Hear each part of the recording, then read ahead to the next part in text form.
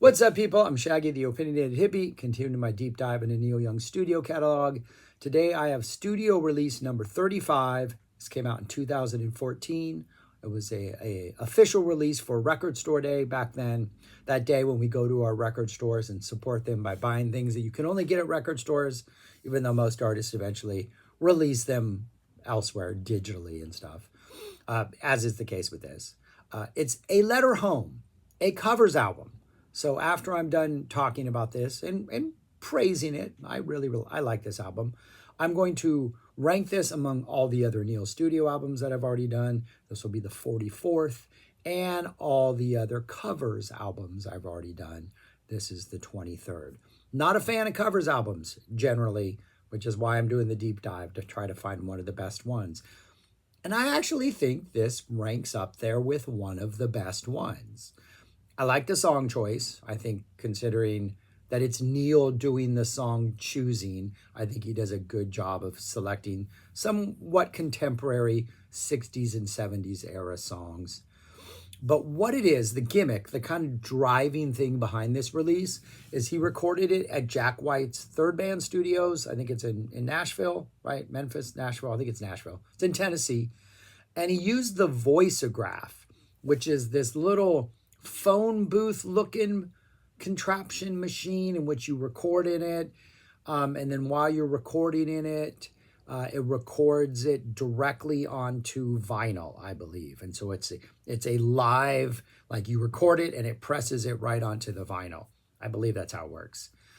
You can only record for like a minute and a half at a time or a minute and 40 seconds. So Neil would go in and play for like, just over that and then restart, and digitally they would kind of blend the things together. There are two versions of this. If you buy like the single release version, you get the old timey, scratchy, sounds like it was recorded in the 30s or 40s, sound like you're listening to some Alan Lomax discovery, like some little vinyl thing that he discovered, and you got to dust it off and it's all crackly and stuff like that. You got little skips in it. There's that version, which sonically it works. Neil Young's voice is perfect for this. I think the songs he chooses for the most part are perfect for this. It almost sounds like like you are listening to some like old folktale, folk song discovery from like the 30s or 40s. Also maybe sounds like, or who knows from when. Also sounds like maybe an early Bob Dylan recording. Something from like, the 63, like those demos or stuff like that. It's just got that really dated, just a man and his guitar or a man and his piano or a man and his harmonica type vibe. It's got an intimacy to it that absolutely works. And so there's the original version, but then there's also a deluxe release of the box set, which has the clean versions of these. So while he was recording these and using the Voiceograph to put them onto vinyl, he was also just making a clean sounding recording of those. And I think both versions work. Both versions have their strengths. I think the only problem is some of the songs just don't work, whether they're the clean version or the dirty version. I'm just like, he doesn't need to do this song. Or it doesn't fit in with the vibe of the rest of the songs on here, so it just kind of stands out. And then a couple times, the harmonica, it's really shrill, almost seems like it's jumping everything into the red. The harmonica decisions aren't always working as far as just the way it sounds, just the factor of that. But I think it's a great listen. It's a short, little, intimate little, it's like Neil.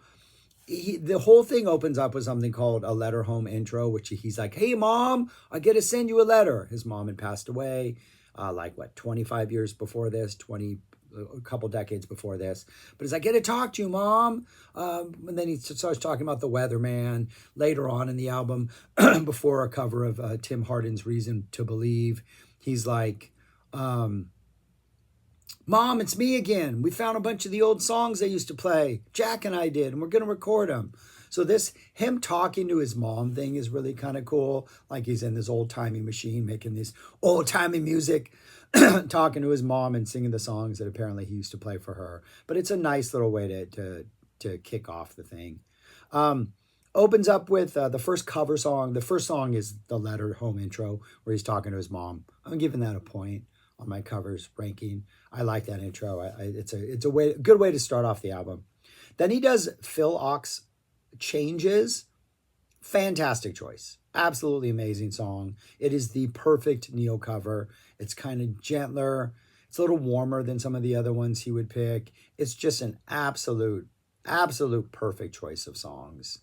I think he is on record of saying it's the first time he heard this song. It was one of those songs where he's like, oh yeah, this is what songwriting could be like, is this. Great choice. Great way to kick off the album. It sets the bar pretty high as far as the quality of the song, but I think Neil's performances, for the most part, and the songs he picks really work. Next is Girl from the North Country, which is absolutely beautiful. Just a full-on, full-throated strumming performance. That wouldn't be throated. Full-fingered strumming performance. Harmonica is kind of harsh on here. Anytime the harmonica pops up, you're just like, it's just the sound isn't the best. Got something in my throat. And but the song is just an amazing song, and it works for Neil. Yeah, it just works for Neil. Next is probably the highlight of here, Needle of Death, the Bert Jansch song, Janschsch. Neil, apparently without realizing he did it, stole the melody from this song for his Ambulance Blues. This is an amazing song. It's an amazing performance. This is why cover albums, even in this day and age, exist, because thanks to this, I was aware of Bert before. I know of his history. I never deep dived into him, but because of this release, because of Needle of Death, I then went back and fully discovered the Jansch experience. So yeah, props to Neil for picking this and opening that door for me. Next, we get Early Morning Rain by Gordon Lightfoot. This is just absolutely a perfect song for Neil's voice. It is interesting, though. I think both this song, and he does another Gordon Lightfoot song, If You Could Read My Mind, fellow Canadian. Both absolutely beautiful songs, and the melodies in both of those songs, I think, are just perfect. But they're not Neil Young melodies. Like, him covering these songs works perfectly. They sound great. They're fantastic songs.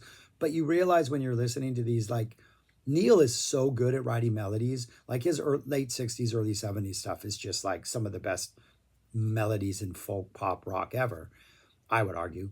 And yet these are not Neil melodies. Like, he's at home and it's like he's in somebody else's house pretending he's them, but it works. It's just really neat to hear somebody who has such a signature melodic style sing somebody else who also has this awesome, signature melodic style. So the Gordon Lightfoot covers are fantastic. So the first four songs, Changes, Girl from the North Country, Needle of Death, Early Morning Rain, just home runs, just absolutely hitting it out of the ballpark. Great choice of covers, great performances, fantastic. But then we get this run of songs that I don't quite think kind of work. He covers Crazy. Feels like it should be an end of the album throwaway, like not even on a covers album, just on something else. You just cover Crazy and drop that at the end. There's whistling to it that I'm just a no to.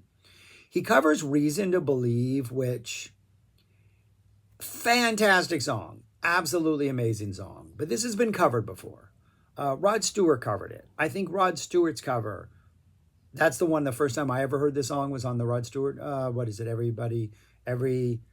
I can hear the song. Why is, the one that has Maggie May on it, that album. Everybody. Oh, I can't remember the name of that album, but that Rod Stewart album, the title track, it leads off. It's the name of the album. Damn. All right. Well, that album, that's a great cover, but I don't think this is almost too whimsical. It's almost too lighthearted. It's almost too bright. It's missing whatever other versions of this. I think it's a great choice of songs. I just don't think Neil nails it. It's on piano. Yeah, I don't know. Just, I want to like it, but it just seems a little too, something's missing with Neil and Reason to Believe. And then we do an On the Road Again, which just feels completely like a throwaway number. Almost feels comical in some weird way, like the Muppets should be doing it. Harmonica, the sound is bad on this one. It's just really shrill, but didn't really like that. So those three songs in the middle, Crazy, Reason to Believe, and On the Road Again, I just don't think are really effective. Then we get If You Could Read My Mind, just an absolutely gorgeous song. Then we get Ivory Joe Hunter's Since I Met You Baby. This is piano, harmonica. It's way too bouncy. Kind of doesn't fit the vibe of their other songs. Also feels like it should be maybe a throwaway at the end of a normal album. I don't really engage with this one. It's not something that gets me. Cover of Bruce Springsteen's My Hometown, which I really like because it really emphasizes how good Bruce Springsteen's My Hometown is. And I think Neil does a really good job of it. It is maybe a little too bright and upbeat, but it wins me over, and like the bridge section on this absolutely kills. So yeah, this was a interesting cover. It's I think the most recent thing on here that he's covered, but it works and I like it. And then the last song is the Everly Brothers, I Wonder If You Care As Much. It's with Jack White. This is another one that should be a closing song, and it is a closing song, and it works really well. Yeah, so 12 songs, 8 of them I like. I think the Letter Home intro, the spoken word part to his mom is endearing and works. Changes, fantastic. Girl from the North Country, Needle of Death, the highlight. Early Morning Rain, fantastic. Gordon Lightfoot, what a treasure. If You Could Read My Mind, My Hometown, and I Wonder If I Care As Much. All really good. So I think this is a really strong covers album. It really, I mean, it sounds like Neil, but then it doesn't sound like Neil. But it's Neil. It's it's him and a guitar, or him and a piano, him and a harmonica. It's as bare bones simple as you could be, and that's what makes it work. That's what makes it, like, you can tell these songs come from Neil's, like they resonate in his heart and soul, and when he's performing them, he loves them as much as if they were his own. So he puts care into them. Doesn't mean they all work, but you can tell they're coming from a good place. So if I were to rank this among the other cover albums, it is at number 5 out of 23, 67% success rate as far as the songs go. So pretty high. For me, a covers album in which 2/3 of the songs work, that falls in at number 5, higher than his other covers album that I did last week. And then if I had to rank this among all the official Neil albums that I've done, it is not in the top 20. It is not in the top 10. So after the Gold Rush, You Are Safe. That means it drops right back there at number 26, kind of heading towards the bottom. But I really, I like listening to this. I think this is a good listen.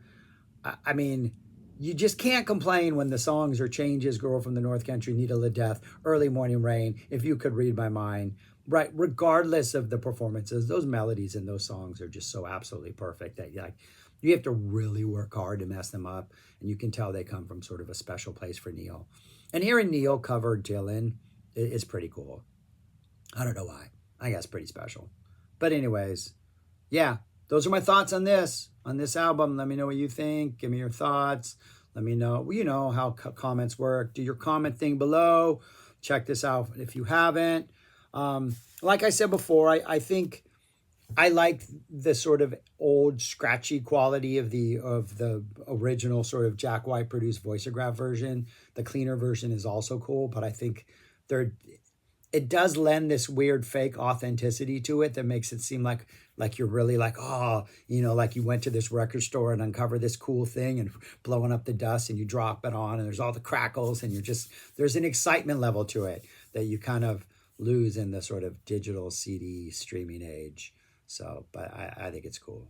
All right, that's it. I'm rambling. Thanks for watching. Subscribe, like, share, comment, and peace. Talk to you later.